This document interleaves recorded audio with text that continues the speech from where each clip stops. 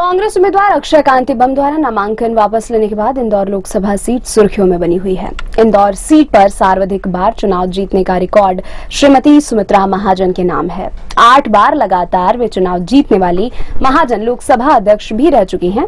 वहीं साल 2019 के लोकसभा चुनाव में भाजपा प्रत्याशी शंकर लालवानी सर्वाधिक 5,47,754 वोटों से चुनाव जीते थे।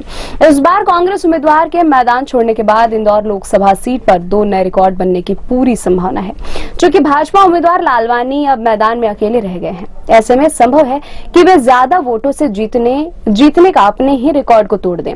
पिछले चुनाव में कांग्रेस उम्मीदवार पंकज संघवी को 5,20,815 वोट मिले थे, जबकि शंकर को 10,68,000 से ज्यादा वोट मिले थे। यदि शंकर को कांग्रेस को पिछली बार मिले आधे वोट भी मिल जाते हैं तो इस सीट पर एक नया कीर्तिमान रच दिया जाएगा, जिसे आने वाले समय में तोड़ना बड़ा ही मुश्किल होगा। शंकर लालवानी से पहले 2014 के लोकसभा चुनाव में श्रीमती महाजन ने 4,66,901 वोटों से विजयी हुई थी, जो कि साल 2014 तक की सबसे बड़ी जीत थी। 2024 के चुनाव में भले ही कोई निर्दलीय उम्मीदवार दमदार नहीं हो, लेकिन 1957 में कांग्रेस उम्मीदवार को पछाड़ते हुए श्रीमती नेता होफी एफ दाजी निर्दलीय उम्मीदवार के रूप में चुनाव जीत चुके हैं।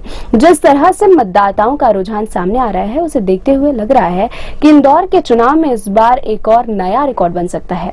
इस बार नोटा के पक्ष में अब तक सर्वाधिक मतदान हो सकता है। 2014 में नोटा को 5,944 वोट मिले थे, जबकि 2019 में यह संख्या घटकर 5,045 रह गई थी। इस बार नोटा वोटरों की संख्या 2014 और 2019 के मुकाबले ज्यादा हो सकती है।